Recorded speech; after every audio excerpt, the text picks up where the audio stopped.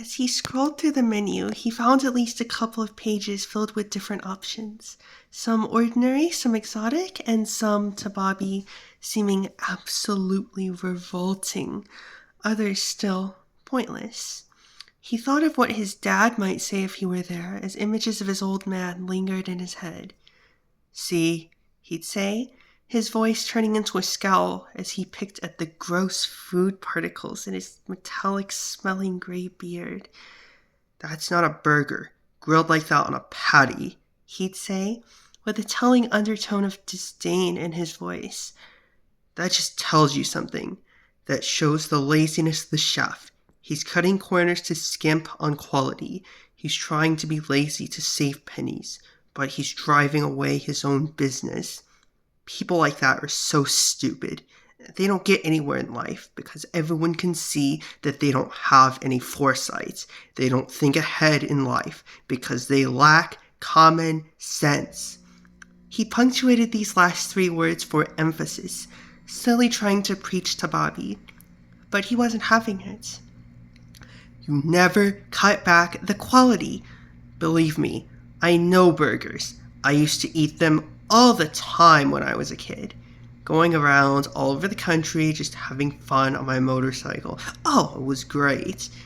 Oh, believe me, I had some of the best burgers. Char-broiled. That's how you do a burger. Char-broiled." He'd go on, taking over their father and son outings that Bobby never signed up for, hardly letting him get a word in.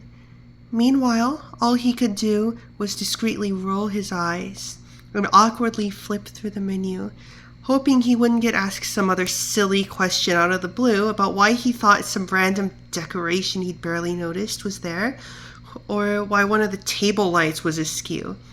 Now, his father's trademark finger-pointing was stuck as a mental image burnt into him from childhood. "Bobby, why do you think that is?" he'd ask Bobby, gesticulating and jerking his body unnaturally as if he was an actor playing the role of a medieval king, leading his troops to battle in a cheesy B-movie. A bad actor. All of his movements seemed so stiff and tense, like he was a robot that hadn't been programmed to move with any human flexibility. "Well, I don't know, Dad. Jeez, just let me relax for once. I don't want to answer your stupid questions right now. It is because it is. Come on, man. Leave me alone." Inevitably, he'd spill out some half-hearted gas, but he could never stop dreading the next critical thinking exercise his dad would put him through. It seemed like he could never have the mythical father-son family time everyone talked about, even when he tried his hardest to fit into the role.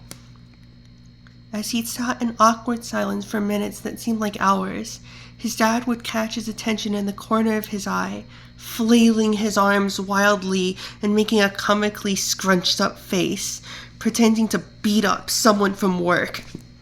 Someone who'd crossed him in any way, no matter how tiny the perceived transgression. Someone who needed to be beaten half to death when they did it the first time, and then beaten to death the next time. Someone whose remains needed to be fed to the fish at the bottom of the ocean. No matter the weird looks he'd get, the wild gesticulating would persist, as he'd make a fool out of not only himself, but poor Bobby sitting next to him. Why would anyone marry or be attracted to this guy? What the hell was my mom even thinking? Was she crazy?